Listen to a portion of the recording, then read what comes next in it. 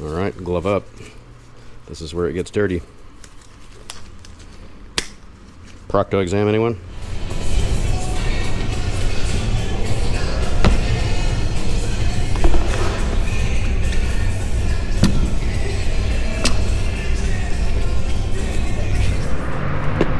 Cruisetec, nice. Oh, look at this juicy thing. Ah. All right, everybody. Well, happy Thursday morning. We had a big rainstorm last night, but thankfully it blew out because I'm running out of time to get my wheels pulled off of this thing, take them over to Cycle Gear before the 30th, which is, I don't know, a couple days away from now. Okay, so starting at the back end, going to loosen up everything on both front and back before I put it up on the pit bull stands, just so I'm not yanking and tweaking on it and, you know, take the risk of knocking it off the stands. So first, the rear axle adjuster nuts.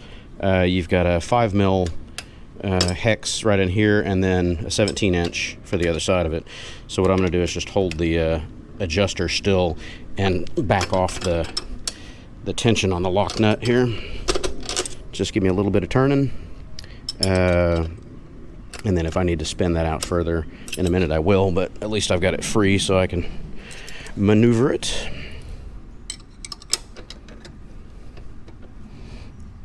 Oh, she's tight. All right, so there's nothing on this side of the axle. It's a hollow axle all the way through, different size hole for this side versus the other side, but that's not important because the axle itself is held captive by the adjuster plate here, so you can see the flatted sides. What you need on the other side is a big honkin', what is this, 27mm, really old, ugly socket, but yeah, 27mm. So I'll back off the torque on this guy, trying to hold you guys on camera and do what I'm doing at the same time. Break this loose, give it a couple turns to get it free so there's no real torque when I have it up on the stand. You don't want to go torquing it on the stand because if you put 60 or 70 pound-feet of torque on it, you might end up kind of rocking yourself forward and making it fall off the stands. Ask me how I know. All right, so front wheel is going to be roughly the same procedure. We've got 4 10mm pinch bolts, 2 on each side to pinch the axle. So I'm going to loosen those up. Lefty-loosey. We will undo the axle torque here in the front. It's going to be a 17mm hex on this side, really just to kind of hold it still. And then the other side here is a 1722. You guys probably aren't going to be able to see much because I'm not in a good position here.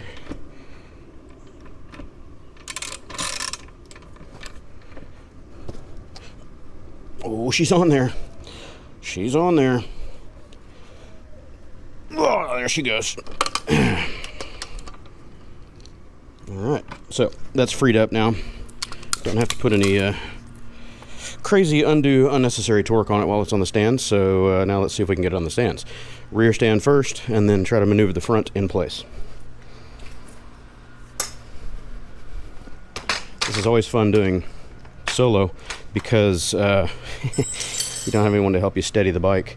What I usually do is I set the brake on this DCT model instead of leaving it in gear so it won't roll. The problem is my driveway goes downhill a little bit, so when I lean it up, it wants to start rolling forward. No, I don't want you to go forward. I want to pull it back. All right. Get it up on balance. Hold it on balance. Leave the side stand down until you've got it on the track stands. So this is just a balancing game, trying to get the back of this set up, and don't drop the bike like I'm trying to do right now. It's a little tricky because you've got to line up the width of the stand right on the swing arm, but it's got to be forward of the axle adjuster plates. There we go. That should be it. Otherwise, if it's behind your axle adjuster plates, it can cause you problems trying to get the wheel out of there. Doink. Okay, so now she's up and stable. And hopefully I'm not pinching my plate too much because I won't be able to get that out of there. Anyway, we'll find out in a minute. And this pit bull stand, it's got the pivoting ears or collars, whatever you want to call these here. The little posts pivot, and the rollers self-align. You just have to get it centered up. Pardon the camera work again. Just trying to get it centered up to where I'm not really on the wheel itself. And again, the Rebel is pretty wide, so this is a tricky bit here. I've had it up on the stands before. You don't want to be getting into the wheel hub area over here on this side, which it kind of sort of does, but we'll be able to squeeze it out of there, we hope. I'm hoping that I don't have to pull the brake caliper, but we might. There we go. The Rebel is pretty fat. And then just pivot it up. It's easy.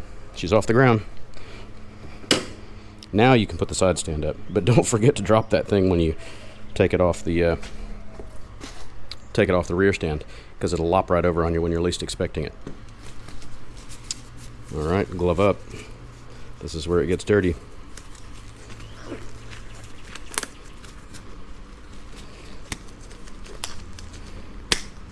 Procto exam, anyone?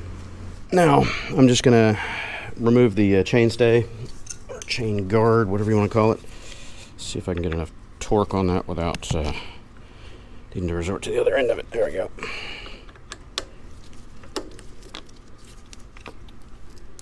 One screw. Usually you don't need to pull the front one. You can loosen it up, but just pivot up and you got plenty of clearance. It's just a matter of getting the chain off of the sprocket. And I'm going to sit down on the wet pavement. Oh, goody. Now, these rear wheels are a little on the heavy side. I'm going to pull this axle adjuster plate out of there and hope that I thought this through well enough, because the other side over here, if the plate won't back out a little bit, then I can't slide the wheel forward. So what I did last time I had the wheel off of this for cleaning and chain maintenance is I tapped it out from the other side just enough to clear the plate, and then I could scoot forward. But the Rebel is it's very wide, and this section right here is long. You could try to go on the back edge of the swing arm, but it's not a good idea. There's not much purchase right there, and if it slips off, you got some expensive damage to fix. You can do this after the fact. You can actually pull the axle and try to drop the wheel, but I find it easier to try to slack it and get the chain off the sprocket first, because you have to deal with this brake rotor and the caliper slot over here on this side. And when you're trying to juggle three things at once, plus the weight of the wheel, it gets a little dicey. Let's see if we can convince the chain off of the sprocket. And I'm going to pull this handle off. That's another thing about these pit bulls that's nice. Get that out of there, because if you're stepping back and forth like I am and you kick it, you can have some trouble. Okay, let's see if we can convince it.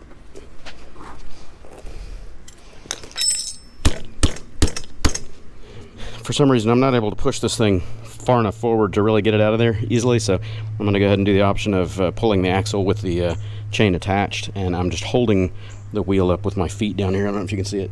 And I'm pulling the axle out because I gotta get this done. I'm trying to present it all on camera, and it's taking more time than I want it to.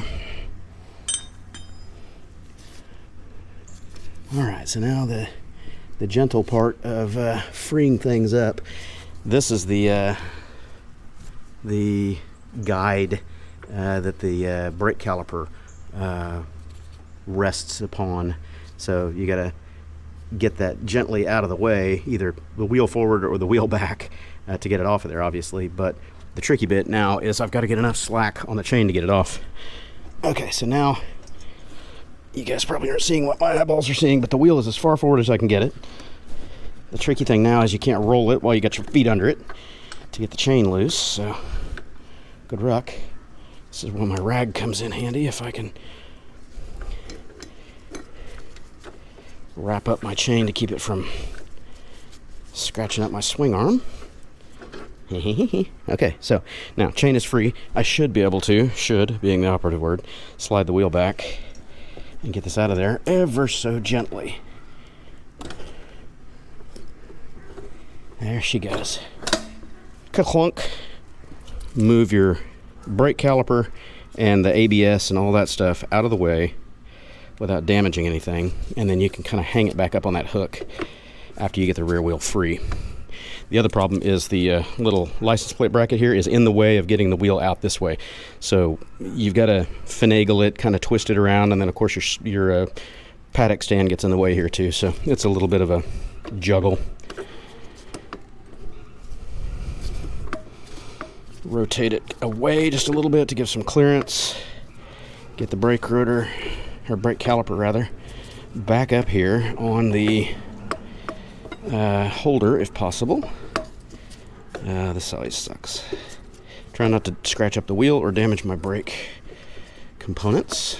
And it's just not a lot of room to make things happen. I've noticed other people that have done the Rebel wheel removal videos haven't really shown this part of it because this is a pain in the ass. I've dealt with it on other bikes, but this one is a particularly tight circumstance. You can see there's no room to work in here, so I think I'm gonna have to end up taking this bracket off in a minute. I dropped the rear wheel before, but I haven't pulled it all the way out of this bike before, so I'm learning it as I go here. Because you got the parking brake cable and everything, so it makes this whole assembly very rigid, very stiff. It doesn't want to move around without a lot of convincing and cursing. Okay, so I'm dropping it down low out of the way. You don't want to leave it dangling by its cables if you can avoid it, but basically all the weight is on the parking brake cable. So I'm going to leave it there just for a moment. If I had thought ahead, I would have brought a bungee out here with me to just kind of suspend it, but I'm not going to leave it there very long. Okay, so now the wheel is just so tight, man. I mean, I'm getting myself all dirty. It's rubbing here, it's rubbing bottom. I might let air out of it to give myself some more room. Don't want to do anything drastic like yank and pull on the bike because, and watch your ABS ring. Could have just gotten my valve stem puller, or a core puller, core tool. Okay, after a lot of scrunching and squeezing, I think I'm getting it out of there. It's a tight one. Whoa, it's tight. I'm going to go ahead and pull that bracket, the license plate bracket, when I try to put the new tire in because the diameter is going to be taller with tread on it, you know. This one is really squared off. That is really squared off. So, new one's going to be taller. It's going to be harder to get in there, so I'm pulling this plate when I do the return job. So now question, is this a cush drive? Yes it is. I'll take my sprocket off. I don't know if you guys are seeing anything, I apologize. Yeah. So I'm going to take that out, that way they don't mess anything up at the shop. Okay, cush drive pieces out of there. Make sure to take any axle spacers or anything that you have off of the bike, or off the wheels, because the shop will probably lose them. Ask me how I know. Look at that. Thing doesn't even fall over, it's so flat. So you got a cap bolt on this side of the axle that just unscrews, and your axle slides out, you know, past this fork leg here. So that means I'm going to need something to tappy tap tap. Never tap on the bolts if you can avoid it, because you can flatten the threads and damage things. Bad idea. I could use the rear axle. We'll see if this diameter is too big. You can tap on the end of the axle, but don't tap on the bolts or the threads, whatever you do. Yeah, see, open threads there. So if you're using something to tap with, don't use a screwdriver. That's too big now, so I need to get an extension. And yes, I'm going to use a ratchet as a hammer. I know that's not approved. Again, I'm trying to get this done. Oh yeah, look at that. 3/8 extension works like a champ. Now, again, we want to be careful doing this. So I'm going to readjust my position in the game here. When the wheel drops out, when this side of the axle comes loose, it's going to put stress on your brake rotor and your caliper. Smart money is I probably need to go ahead and pull a caliper. We're going to find out if I can cheat it. That's the only reason I'm doing it this way. Normally I would pull the caliper anyway, but we're going to see, just in the sake of time savings, if it's possible to do it without pulling the caliper. We'll see. So what I'm going to do is get my foot prepped under here, pushing this way. That way it goes, you know, doesn't try to fall out. Yep, it's moving. Yeah, you can see it moving. Still got a lot of pressure on it. You can't unscrew. This is just for holding it still, or, you know, giving it a twist.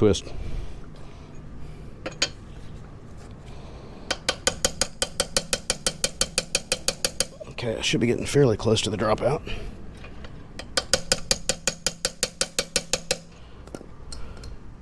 Yeah, you know what? I think I'm just gonna go ahead and pull the caliper, because I'm gonna have trouble. Front caliper hanger bolts here are 14 mil. Again, I don't like putting a lot of torque on the bike while it's on a stand, so this would have been better done on the ground.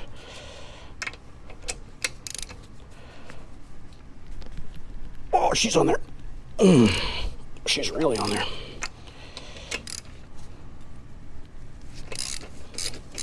And this is one that you want to be really extra careful about. Don't want to damage this very tiny little ABS wire here. Not a lot of extra clearance there. It's very tight on purpose. So there's a little clip here that can be released. And I'm not sure about this one, that grommet. I'm going to leave that alone. I'm just going to pull this one. Don't lose that little guy. I need a little parts holder out here. So that gives enough clearance that I can move this around. Once the wheel comes out, I'm going to put the caliper back on its holder. All right, so let's see if I can tappy tap tap convince this thing to come out of there.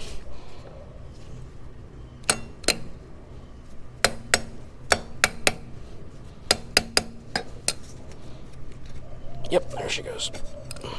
Oh, it's on dowels. No wonder it was being persnickety. So yeah, that's the only clip that you need to remove, just to, you know, free up that ABS wire from the brake hose. All right, let's try to get that wheel out of there and not hurt myself or the bike. Looks like it's going to have plenty of clearance. I went and left my extension. It looks like it's going to have plenty of clearance coming out from the fender, so that's good. A lot of times your front fender is in the way and you've got so little clearance when the front stand is on here. It just makes the job much more difficult than it needs to be. Okay, so see if he gets lucky. Contortionism.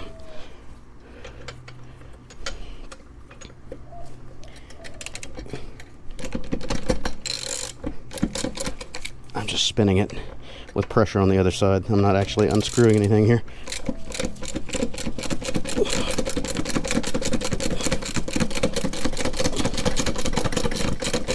There she goes. So that way I don't have to tap, tap, tap. I just keep pressure on the end of the axle. Okay, so that's that. Let's see if I get lucky with the wheel removal portion of this task. Brake rotor and caliper are no longer involved. Good thing. Slide the axle out. Try not to scratch up the surface. And there's going to be a couple of collars in here on each side that you got to be cognizant of. I'm going to gently drop the wheel down off of my foot.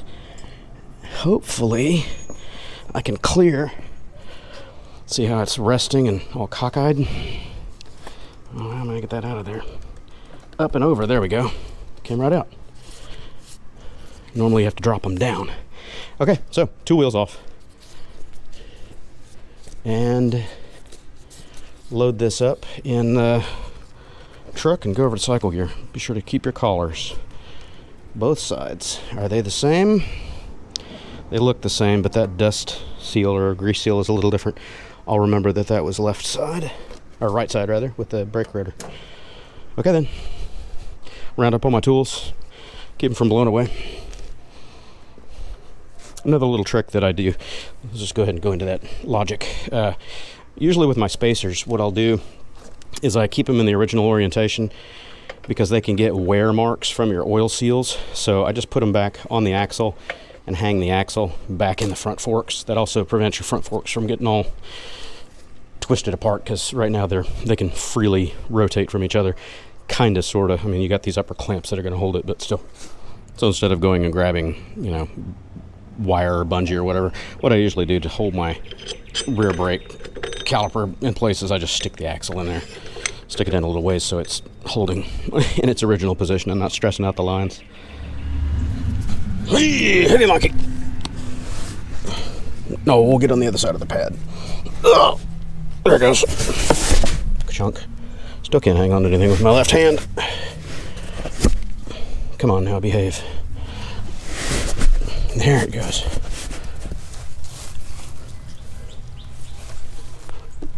Alrighty then. Get. Oh, that finger hurts. Ouch. Gotcha. Gotcha.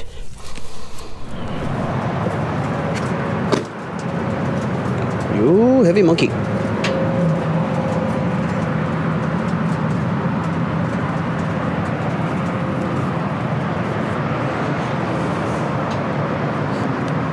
And now you guys know where I wear torn up jeans and nasty clothes when I do this. These wheels are heavy, man. And with a bad left paw, this ain't easy. Youchie. I'm only holding this wheel with 2 fingers, barely 3. And it hoits a lot.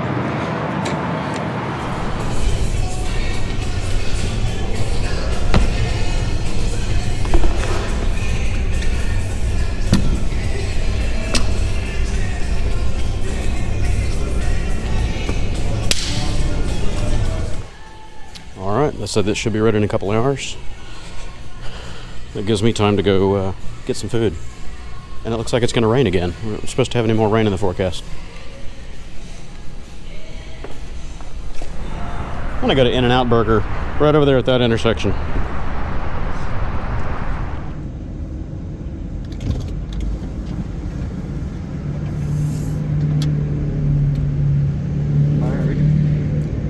Good afternoon, or morning, I guess it still is. I'd like 4 of your double doubles. Okay, is that the meals or just the burgers? Just the burgers, I think, and a big tub of fries, like the largest. We only have one size fry star. It's like the little. Yeah. Then just 2 of those tubs will be fine. All right, 2 fry tubs, and that's it, I think. You like onions on the burgers? Oh yeah, load them up all the way. Okay. No peppers or jalapenos or anything like that if you guys have that okay, stuff. no problem. And is this in the car to go? To go. To go. All right, yeah, 4 double with onion, 2 fry. Your total will be $25.87 for first one. Excellent, thanks. Yes, sir. Have a great day. Oh yeah, buddy.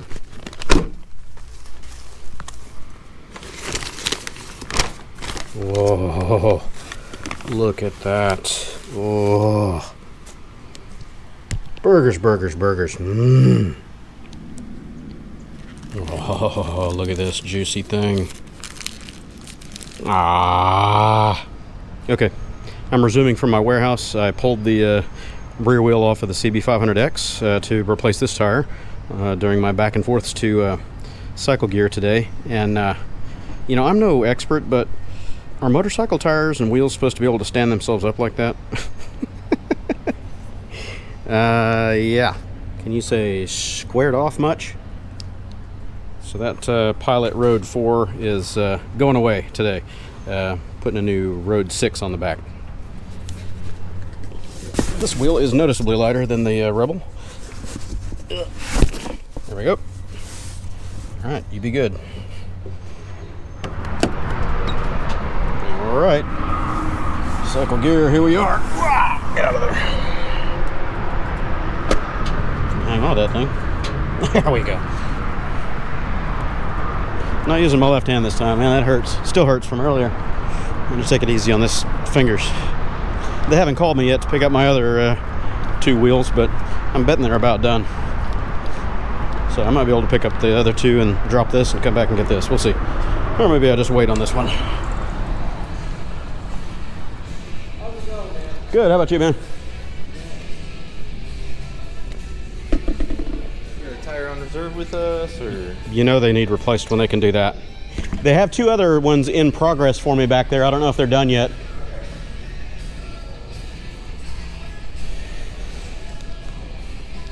Tasty. Okay. All right, so we got it all loaded up. We'll get it on a dolly so I don't have to carry them. And My total was 28 bucks or something like that after my Riders Plus discount points applied to it. I got road hazard on all 3 tires and disposed of 2 of them and kept the front from the Rebel because it was still pretty fresh. Keep it as a spare. Weather's fantastic this afternoon, so I'd like to get the Rebel put back together before the day ends, and then I'll take the CB500X wheel back to the shop warehouse tomorrow, mount that up. All right, the fun. Which one's going to go in which side? I'll put the rear wheel on this side. No, the rear wheel on the other side. Hey. Hey, what do you know? It doesn't stand up by itself anymore. Cruisetec, nice.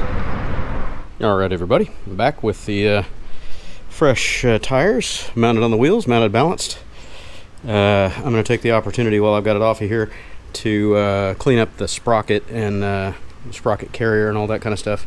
And I'll do the full chain maintenance later, but while you've got the cush drive out, it's just easier to clean up all the schmoo on the sprocket while it's off like this than when the chain is in the way. So I'm going to soak this down, scrub up the surfaces, get all the extra chain goo off of there, and then hit it with some brake cleaner and put the rear wheel back together and toss the wheels on it. Then I got to go dig up the torque specs. I don't remember what they are. I hope I can find my shop manual.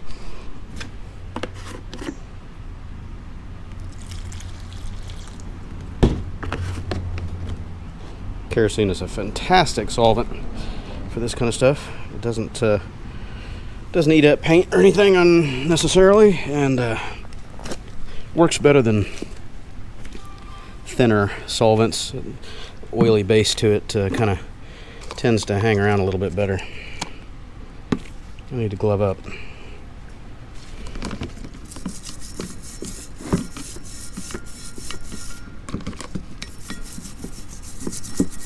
This is a good time to inspect the wear on your sprocket teeth as well. This is a factory sprocket, factory chain, mostly touring miles, so it should be in pretty good shape.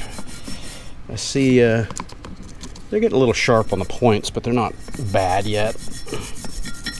And there don't seem to be sawtoothed or twisted at all, so that's good.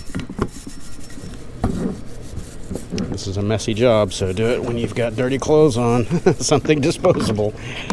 And I do recommend gloves because this chain goop is extremely tenacious, very tacky, and it gets into your fingerprints, into the grooves in your skin, and never wants to come out, like around the base of your fingernails. Yeah, man. You'll be digging at that stuff for weeks.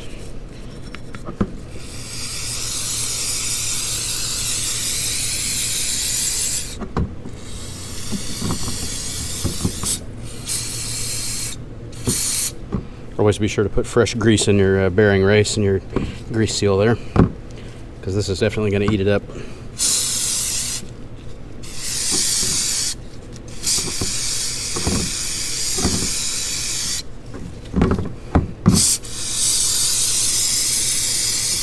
Okay, then wipe that all down, put some fresh grease in the bearing race there, and start putting it back together. Okay, everybody, well, welcome back. It's Friday afternoon, the following day. I ran out of daylight last night sitting over there putting the bike back together, getting eaten alive by mosquitoes, so I just didn't record much. I spent way more time than I wanted to putting that rear wheel back on the bike. Oh man, it's a ginormous pain in the butt. If you want to see a great video, series of great videos on removing the front and rear wheels of the Rebel, chain adjustment, rear axle alignment, go check out Gus's channel on the Rebel 11, and he did an amazing walkthrough, a series of 3 or 4 videos on exactly step-by-step how to do it. Just a fantastic tutorial. He lists out all the tools that you need, the step-by-step procedure for order of operations and everything like that. Just a fantastic series. So go check those out, and if they are useful to you, be sure and give him a thumbs up or hit that thanks button and send a couple of dollars his way, because those saved my butt last night. I couldn't find my shop manual to put this thing back together. I needed the torque specs and all that, so I just referenced his videos and got the torque specs for the axle, the brake caliper bolts, all that kind of stuff, so the wheels wouldn't fall off of it when I rode away. So anyway, the new tires are on, Cruisetecs. Good and sticky. They don't have a lot of release agent on them, which is nice. So they're already very grippy. I'm gonna take it out, roll it around, and I don't plan on, really testing the edges of traction and dragging a knee or pegs or anything like that. But if you want some of that action, again, check out Gus's channel on the Rebel 11, and he took his Rebel out on a racetrack and flogged the you-know-what out of it. And the bike did really well. He was running these exact tires, the Metzeler Cruisetecs, and they weren't fresh tires or anything like that. It was his regular street tires that have got several thousand miles on them.